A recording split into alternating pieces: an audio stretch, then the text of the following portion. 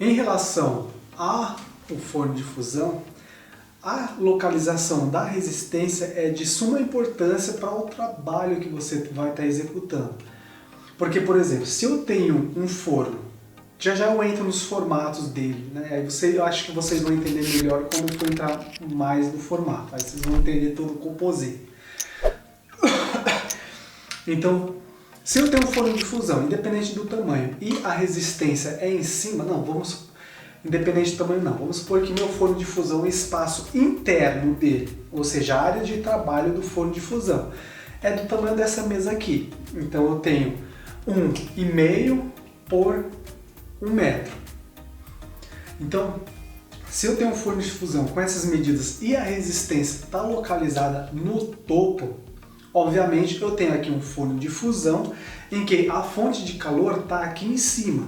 Então, nesse caso, tanto faz eu pôr uma peça aqui, ou aqui, ou aqui, independente do local que eu coloco a minha peça, o resultado tem peça de vidro. A gente está falando aqui de vidro, esquece porcelana, esquece cerâmica, outro tipo de material. Independente do local onde eu coloco aqui minha peça, o resultado vai ser basicamente o mesmo. Eu não consigo ver nenhuma diferença, isso pensando na questão das peças, mesmo se eu colocar uma peça aqui no meio e uma aqui no cantinho.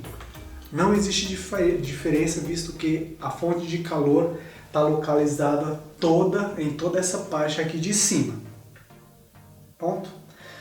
Se eu tenho o mesmo forno, e aqui vocês vão ver uma grande diferença. Se aqui eu tenho o mesmo forno e a resistência está localizada aqui no corpo, qual dessas duas peças aqui vocês acham que está recebendo mais calor? Essa que está aqui mais próxima do canto ou essa que está aqui no meio? Se você pensou essa daqui que está aqui no canto, você acertou.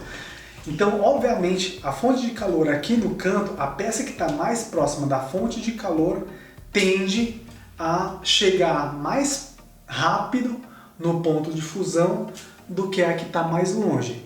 Ah, Evandro, isso dá diferença na minha peça? Sim, isso vai dar... Falei, sepaiar. Sim, isso vai sim dar uma diferença gigante na sua peça. Por quê? Aí eu volto novamente na fonte de calor aqui em cima. Vamos supor que eu queira criar uma mesa dessa daqui dentro de um forno onde a minha fonte de calor está aqui em cima.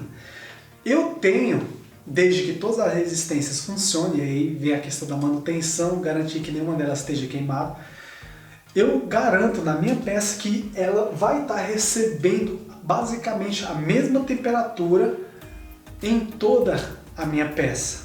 Diferente se eu estivesse criando a mesma peça em um forno onde a resistência está aqui no corpo. Então eu tenho aqui uma peça inteiriça onde as laterais, as bordas, os cantos dela estão recebendo mais calor do que o centro. Se o meu controle de temperatura não for, se o meu ciclo de cozedura não for muito bem controlado nesse caso, a minha peça, se eu estiver fazendo aqui um sanduíche, uma peça desse tamanho, ela vai sim quebrar, nossa, com muito mais facilidade. Visto que aqui, imagina só, aqui é o mesmo vidro, aqui o vidro está bem mais quente do que aqui no meio. E isso dá uma diferença gritante. E aí ela tende a quebrar dentro do seu forno. Se uma peça dessa daqui, desse tamanho, estoura dentro do seu forno com resistência no corpo e você não percebeu que ele estourou, o vidro ele vai tender a se fundir. Olha só o tamanho do desastre. O vidro ele vai tender a se fundir aqui com a sua resistência, caso caia o vidro dentro do local onde está localizada a resistência.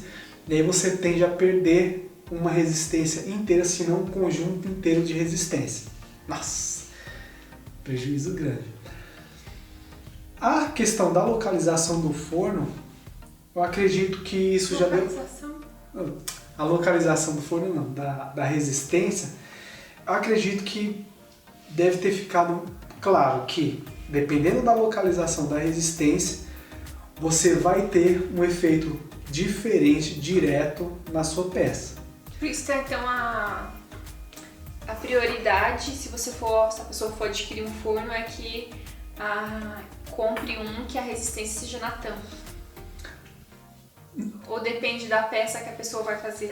Depende muito da peça que a pessoa vai fazer. Porque, por exemplo, se vamos supor que eu queira fazer peça mais horizontalizada, peças mais na horizontal, que geralmente é o que mais se produz na área do fuse. Eu acho, e em quantidade mediana, eu, Evandro, interessante você pensar se você vai comprar um forno muito grande, você pensar em comprar um com resistência no topo. Isso, um forno muito grande. Já se o forno é muito pequeno, é pequenininho, um forno, sei lá, de 40, 30 centímetros interno, eu acho interessante você investir no forno com resistência no corpo. Porque o tamanho da sua peça, nesse caso aqui desse forno, não vai influenciar muito. Porque você tem um espaço pequeno de trabalho, limitado aí, vai entre 30 e 40 centímetros interno. Você vai ter um espaço limitado ali, um espaço bem pequeno que não vai... Claro que você tem que fazer todo o controle de tempo, o ciclo de cozedor de forma correta. Mas isso não vai influenciar muito a questão de acabamento da sua peça. Visto que nesse caso aqui de forno muito grande, enquanto aqui no meio ainda está, por exemplo, numa fusão parcial, aqui nas bordas já pode estar numa fusão total ou ultrapassando o ponto de fusão. Porque a fonte de calor está muito aqui no canto, tá muito quente aqui na lateral, e para o calor sair da resistência aqui e chegar no meio demora um pouco mais. E nunca a temperatura aqui no centro vai ser a mesma aqui nas pontas. Isso um forno com resistência na tampa, no corpo. Já na tampa não. Na tampa você tem uma distribuição mais uniforme da temperatura. Mas em forno pequeno eu acharia interessante você investir num forno com resistência no corpo.